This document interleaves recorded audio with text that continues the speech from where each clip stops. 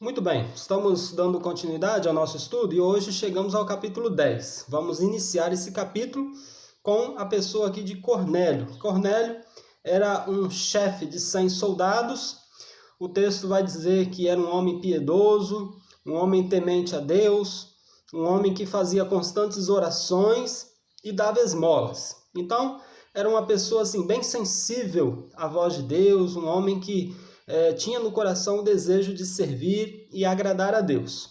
E Cornélio, ele aparece aqui nessa história, faz parte aqui do livro de Atos dos Apóstolos, porque Deus, ele precisa Deus não, eu não acho que Deus precisa de alguma coisa, né? Então vou mudar o termo aqui. Deus queria ensinar algo muito importante, muito peculiar, muito necessário aos discípulos. O que estava acontecendo? O que era essa necessidade, né, que os discípulos precisavam aprender? Na verdade, Deus quebra aqui um paradigma.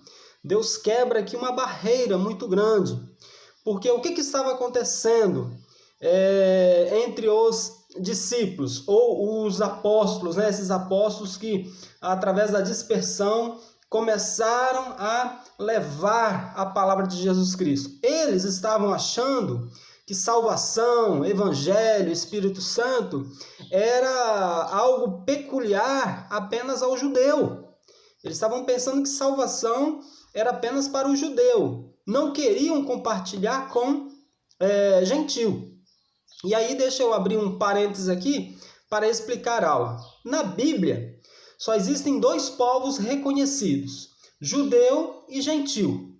Então, judeu, você já sabe, são aqueles descendentes de José, lá do Egito, todo aquele povo que saiu de lá, peregrinou, né, no deserto, atravessou o Mar Vermelho, atravessou o Rio Jordão, até chegar aqui, conquistar a terra, conquistar aqui, né, Canaã, se tornar aqui essa região de Jerusalém, Samaria, Israel do Norte, Israel do Sul, enfim, esse povo é o povo judeu, né, de onde vem aqui os discípulos, Jesus, né, era judeu, Paulo era judeu, e aí esse pessoal era judeu e quem não fosse judeu era gentil, independente da nacionalidade, independente da região onde morava, era gentil, ok? Então, quem não era judeu era gentil, era trazido, né, era taxado ali como gentil. A Bíblia até chama eles de estrangeiros, né? Nós vamos ver depois no capítulo 11,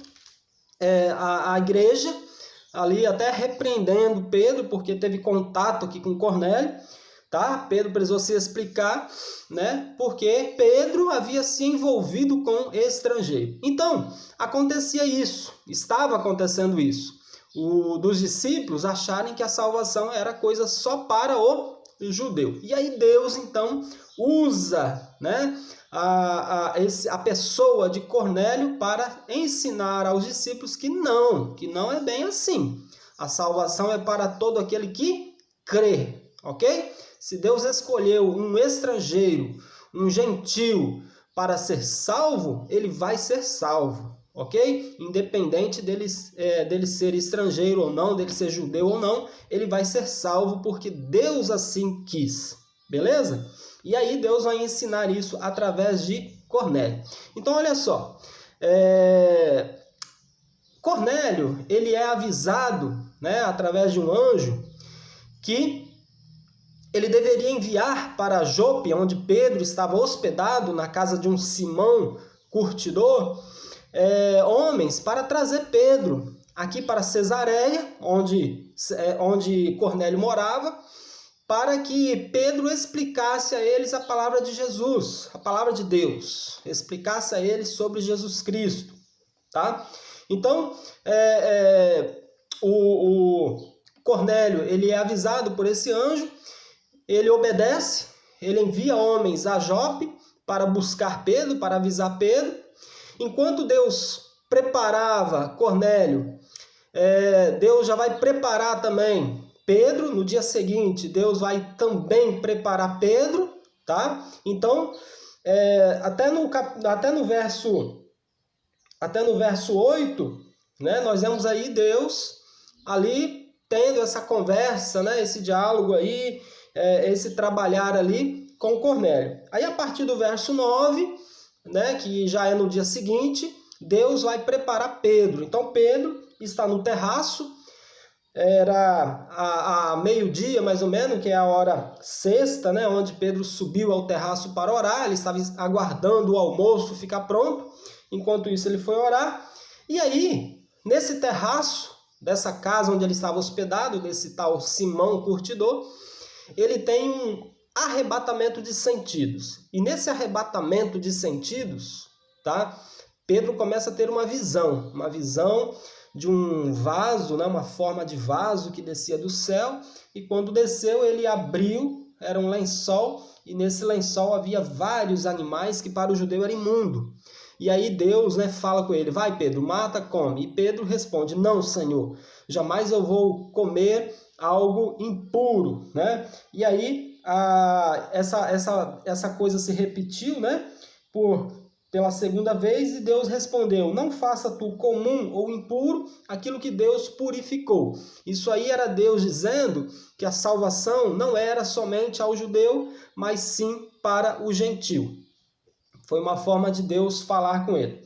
E Deus avisou Pedro que homens iriam chegar para chamá-lo, para buscá-lo, ok? Buscá-lo e levá-lo para Cesareia. Então, isso acontece do verso 9 até o verso 16, que é quando Deus fala com Pedro através dessa visão, através desse arrebatamento de sentidos, né? Não sei, Pedro deve ter adormecido, né? Ali, e ali nisso que ele adormeceu, ele viu, né? Ele teve essa visão, esse arrebatamento de sentidos, beleza? Então, no verso 17, quando Pedro ele volta a si, ele duvida, ele tem uma certa dúvida, né? Ele duvida. No que ele duvida, os homens que Cornélio enviou batem na porta dele. Então, quando os homens batem na porta, ele ouve que estavam procurando por ele, então ele entendeu que aquilo realmente era de Deus, foi Deus que preparou, foi Deus que mandou, e ele, sem duvidar mais, ele desce e fala assim, estou aqui, sou eu sei que é comigo o negócio, sou eu quem vocês procuram. E aí eles vão, né? O verso 19 e 20, o Espírito Santo confirma isso no coração de Pedro, né? Vamos ver? E pensando Pedro naquela visão, disse-lhe o Espírito, né? Eis que 3 varões te buscam, né? 3 varões. Levanta-te, pois, e desce. Então, o Espírito Santo aqui fala, né? Confirma aquela visão e manda Pedro ir. Manda Pedro ir e Pedro vai. Quando Pedro chega em Cesareia, chega na casa de Cornélio, Cornélio já estava esperando, verso 24. Tá? E aí no verso 25 acontece algo ali inesperado, né? Acontece algo contraditório ali com o que nós cremos. Cornélio, quando viu Pedro, ele se prostra, né? Se prostra diante de Pedro e adora, né? Cornélio deu mole aqui, né? Cornélio vacilou. Não pode, Cornélio, não pode se ajoelhar diante de homens. É muito errado, né? Inclusive a própria lei de Deus, ela não permite isso. E Cornélio, então, ele se prostra diante de Pedro e o adora. Veja bem, nós precisamos aqui aliviar para Cornélio. Por quê? Porque Cornélio, por mais que ele tinha características de salvo, ele ainda não era salvo, né? Ao ponto de vista humano, né? Ele tinha características de crente, mas não era crente ainda. Ele era piedoso, ele orava, ele buscava Deus, ele era temente a Deus, ele orava, enfim, ele servia a Deus, ele tinha um coração temente a Deus, mas Deus prepara ele para ouvir a palavra de Jesus Cristo. Aquela palavra de salvação ainda faltava chegar ao coração de Cornélio. Então, a gente tem que dar um desconto para Cornélio, né? Ele vê Pedro, ajoelha, porque era o enviado de Deus, era quem Deus mostrou para ele, através daquele que o anjo havia anunciado para ele. Então, ele endeusa, né, Pedro. Mas Pedro, né, graças a Deus, Pedro ali, né, um homem cheio do Espírito Santo, sabia discernir as coisas, ele imediatamente levanta Cornélio, verso 25, né? Não, verso 26, Pedro vai corrigir aquela atitude de Cornélio, pede para ele levantar imediatamente, porque ele era homem também, né? Então isso nos ensina, né? Reforça aqui aquilo que eu venho falando, que Deus vem falando na lei dele, que homem não pode se ajoelhar diante de homens, tá bom? Homem não ajoelha diante de homens, homem não confessa pecado para homens, ok? Nós, homens, pecadores, não nos ajoelhamos diante de outro homem pecador como nós. Então foi o que Pedro disse: levanta-te, porque eu sou homem como tu, eu sou homem também. Você deve ajoelhar somente diante de Deus. Então, queridos, né, igreja, amigos, errado, tá? Essa doutrina em que uma pessoa se ajoelha diante de um outro homem para confessar pecado, errado. À luz da Bíblia tá errado, tá bom? Vamos seguir aqui o exemplo de Pedro. Levanta-te, porque eu sou homem como tu. E aí, verso 27, nós vamos ver que Cornélio, ele não só quis ouvir sozinho a palavra de Deus, mas também deu oportunidade a muitos outros gentios, tá? Cornélio, ele convida vários gentios, parentes dele, amigos, vizinhos, enche a casa dele, tá? Para ouvirem a palavra que Deus havia preparado para eles, falar para eles através de Pedro, tá? E aí no verso 28 começa então o discurso de Pedro, tá? Então essa barreira que eu falei, né, é que Deus começa aqui a tratar, é que Deus começa aqui a falar, né, através da boca de Pedro. O próprio Pedro vai falar assim, né, vós bem sabeis que não é lícito, não é permitido um varão judeu ajuntar-se ou chegar-se a estrangeiros, mas Deus mostrou-me que a nenhum homem chame comum ou imundo. Então, aí depois, em outras palavras, Pedro vai falar assim, que Deus não faz acepção de pessoas, lá no verso 34.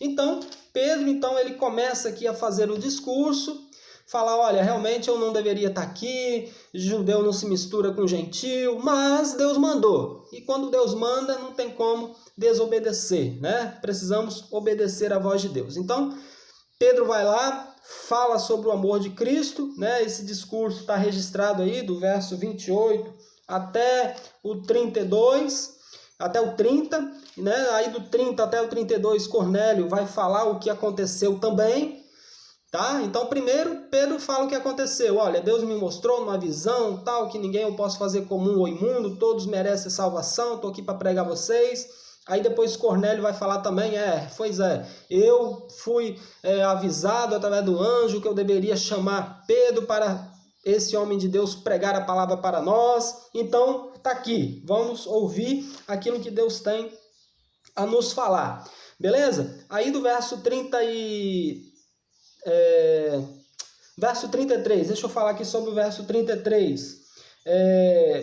Agora, pois, estamos todos presentes aqui diante de Deus para ouvir tudo quanto de Deus é mandado, tá vendo? Então, reforça aqui aquilo que nós falamos, né, sobre a necessidade que as pessoas tinham de ouvir a palavra de Deus. Aqui, esse grupo de gentios, juntamente com Cornélio, eles estavam sedentos da palavra de Deus, estavam sedentos. Por mais, como eu falei, vou repetir, por mais que Cornélio tinha características de crente, mas ele ainda não era, ele estava sedento da palavra de salvação, tá bom? E aí ele fala, estamos todos aqui para ouvir aquilo que Deus tem. E aí Pedro, né, vai falar, Deus não faz acepção de pessoas, estão aqui, né, vocês que precisam da salvação também, tanto quanto nós. E aí após ele pregar a palavra de Deus, fazer o discurso dele, falar do amor de Cristo, falar das coisas de Jesus. Esse grupo de gentil aqui são batizados, Pedro manda eles batizarem eles, porque Pedro estava também, né, com alguns judeus para ajudá-lo.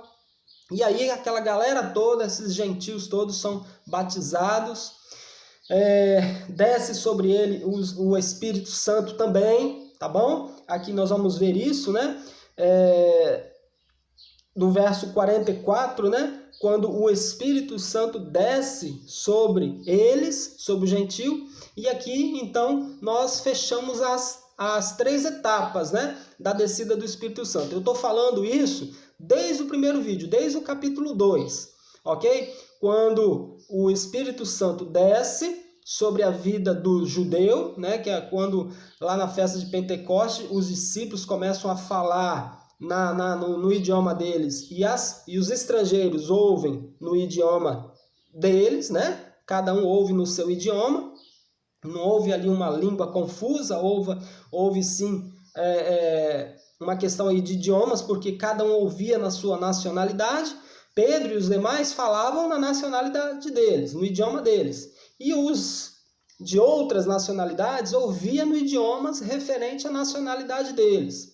E aí então, no capítulo 2 de Atos, o Espírito Santo desce sobre o judeu. Aí nós vimos no capítulo 8, verso 15, que o Espírito Santo desce sobre a vida sobre os samaritanos. E agora, aqui no capítulo 10, 44, acontece a descida do Espírito Santo sobre o gentio. Então são essas 3 etapas ali, né, referente à descida do Espírito Santo: judeu, samaritano e gentio. E aí encerra então essas 3 etapas da descida do Espírito Santo. Hoje o Espírito Santo ele desce sobre a nossa vida de forma invisível, tá bom?